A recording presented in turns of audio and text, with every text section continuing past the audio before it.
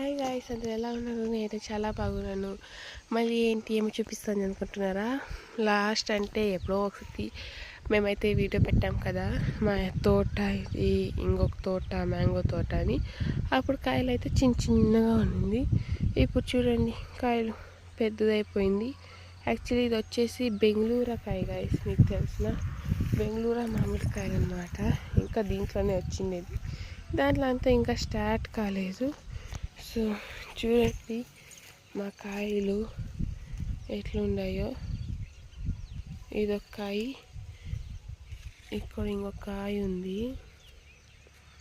So చాలా అంటే చాలా బాగుంటుంది మాగితే. మా ఇంకొక తోటలో మ్యాంగో కూడా అది ఇంకా స్వీట్గా ఉంటుంది.